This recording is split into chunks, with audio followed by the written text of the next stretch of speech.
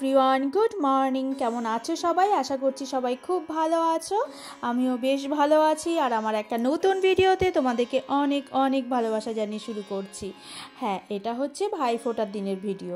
তো চলো তোমাদের সাথে একটা সুন্দর ভিডিও আজকে শেয়ার করছি। তো সকালবেলায় এই লেগে পড়েছে আমি তো বাড়ি আসছি আগের দিন, তো দুই বউ মিলে রান্নাবাড়ি তোড়জোড় শুরু করে দিয়েছে, মানে বৌদি আর ভাইয়ের বউ। আর দাদা সব বাজার টাজার নিয়ে এসেছে, মাছ মাংস সব কিছু। তো ডাল ভাজা টাজা সব করা হয়ে গেছে রুবাইয়ের। আর ওদিকে বৌদি মাছ কাটছে আর কি, এগুলোই রান্না হবে। আর আমি রেডি হয়ে চলে আসছি মার সাথে একটু মানে একটা শপিং মলে।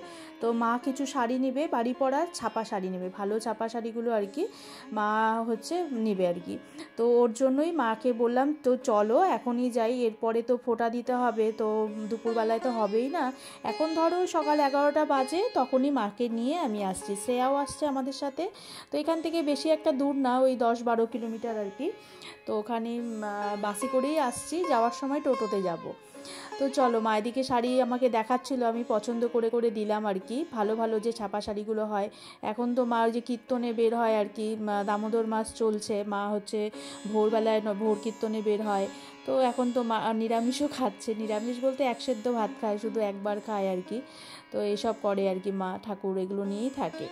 তো চলো, বাড়িতে এসে আমি রাস্তায় আস্তে আস্তে ফোন করেছি, সবাই কিন্তু স্নান কর এক এক করে, ফোঁটা দিব। এদিকে শ্রেয়া দিচ্ছে আগে নান্নুকে, তারপরে হিয়া শ্রদ্ধা ওরাও দেবে, আর দাদা ভাই ওরাও সব স্নান করছে আর কি। ওদের পরে আমিও ফোঁটা দিয়ে আবার ননদের বাড়ি যাব, কারণ আমার কর্তামশাই আমার দেওরও আসছে এখানে।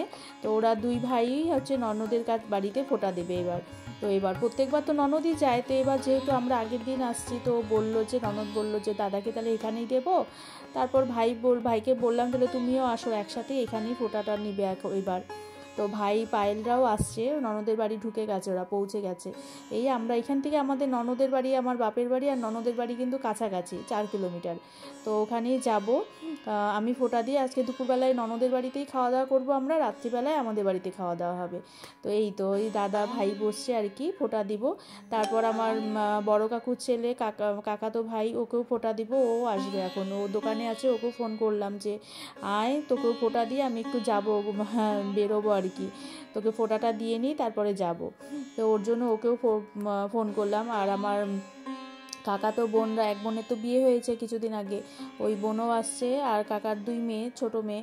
তো ওরা 2 বোনরাও ফোঁটা দিবে আর কি, এখানে সবাই ফোঁটা হবে, এখানেই খাওয়া দাওয়া হবে সবাই মিলে। তো ওরাও দেবে ফোঁটা, আমি দিব আগে, তারপর আগে তো বড়কে দিতে হয়, মানে দাদাকে আগে দিয়েছি, তারপরে যে ভাইকে দিলাম।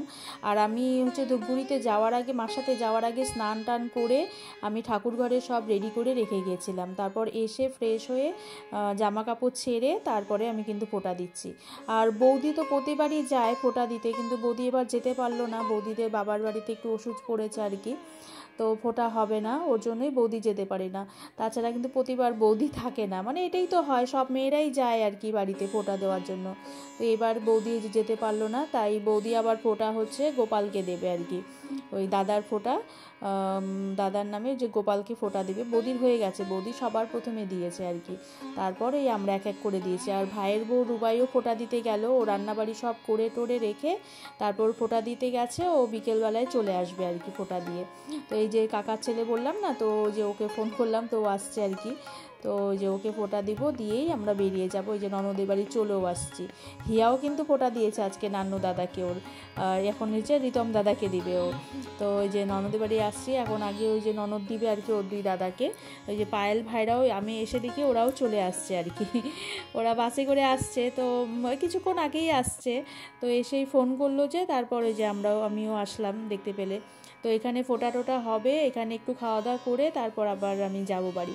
আর জানো না তো, সারা দিন এই যে আমার ঘোরাঘুরি মানে চলছে, আমার যে আজকে মাথা ব্যথা, প্রচণ্ড পরিমাণে মাথা ব্যথা, মানে সকাল থেকেই মাথা ব্যথা ছিল। তো সকালে আমি ওষুধ খেয়ে আর কি শুইনি, ওই রোদের মধ্যেই মার সাথে বেরিয়ে গেছিলাম বাজারে, ওর জন্যই হচ্ছে আমার মাথা ব্যথাটা আজকে কমেনি। ওই বাড়ি গিয়ে আবার ওষুধ খাবো বিকেলবেলায়, যে ননদের বাড়ির থেকে গিয়ে আবার ওষুধ খেয়ে মাথায় তেল দিয়ে আমি শুয়ে থাকবো। থাকতে হবে, মানে মাথাই তুলতে পারবো না, এত প্রচণ্ড। আমার আবার মাইগ্রেনের ব্যথার সমস্যা আছে, মাথা ব্যথার।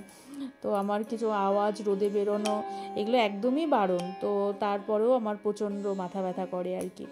তো যাই হোক, এখন এই যে শ্রেয়া দিচ্ছে রিতমকে ফোঁটা, তারপর হিয়া দেবে।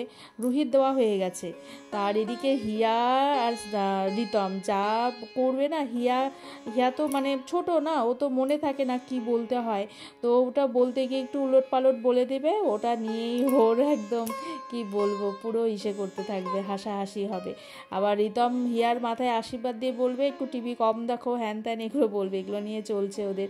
তো আজকে সারাটা দিন ভীষণ আনন্দ করে কাটিয়েছি, তার মাঝেও আমার প্রচণ্ড মাথা ব্যথা ছিল।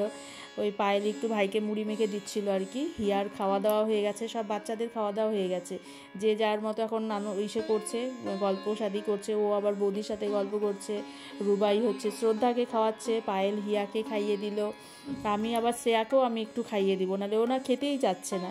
তো ওর পীর বাড়িতে একটু দেরি করে খেয়েছে, ওই জন্য খেতেই চাচ্ছিল না আর কি। তো যাই হোক, আজকের ভিডিওটা তোমাদের কেমন লাগলো অবশ্যই জানিও। ঠিক আছে, সবাই ভালো থেকো, সুস্থ, টাটা, গুড নাইট।